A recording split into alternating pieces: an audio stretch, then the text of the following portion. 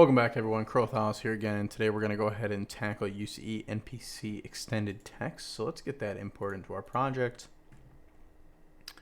There it is. Alright, and import that, and this is going to give the ability to have like a very simplistic style dialogue for your NPC for the most part.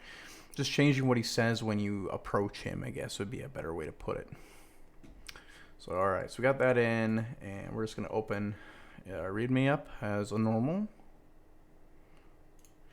Alright, fantastic. So we don't have any core changes, so that's the best news. So let's go ahead and find our alchemist right here. And we're going to go ahead and just collapse that one for now. And in here, oh, it's not the alchemist, I lied. Go to canvas, find NPC dialogue, and then in here, we'll collapse these and drag this one to attached NPC dialogue in. And then expand your NPC dialogue and drag the panel in on there. Awesome. Alright, now we want our alchemist. So we'll collapse our canvas and go find our alchemist again. Open up NPC, and we're now going to find the extended text. There it is. Expand that, and let's put 2 in here. And then we're going to go ahead and make 2 different ones. So right here I'm going to say, hello adventure. And we're going to, so let me quick explain. Display randomly is just going to add everything that has this tag into a list, and it's just going to pick one. So you can just have a bunch of different sayings. So you have some not so stale, I guess, conversation would be a way to put it. There is requirements as things that have to be met for this to show up. So in this case, I'm going to make this so the very beginning adventurers are going to see it a hello adventure, right? Just very basic. So in here we're going to go, we want it has to be active requirements, so let's turn them on, and then we want it to be a minimum and max level 1. So low level adventure is going to see hello adventure. Where our second one here is going to be hello mighty adventure. Instead, we'll activate that, and we're going to say it to be above level 2 and under level 10. And you just put whatever max level in the game you have set up. I'm just doing this for this example. And then we'll just collapse those. We'll save that, and we'll hit play.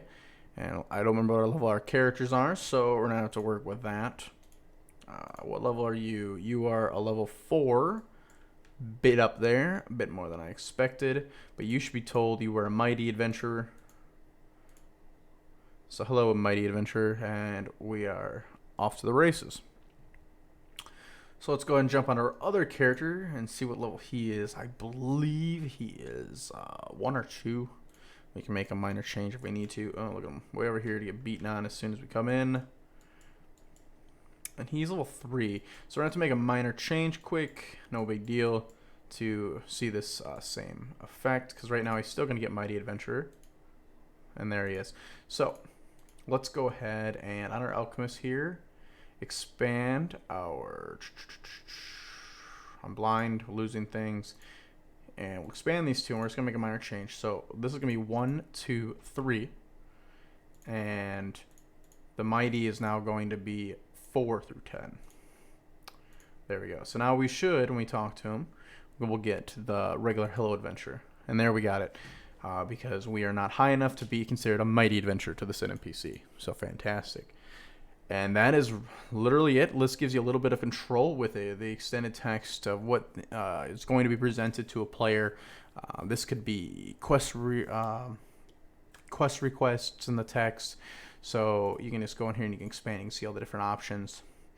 And you could say they need to have a certain quest or so on. So if they've done a quest, you could say, oh, adventure, could you please do this quest because you helped in the last one or whatever. So it gives you a little bit more fluid control there. That's all. So I'll catch you in the next one.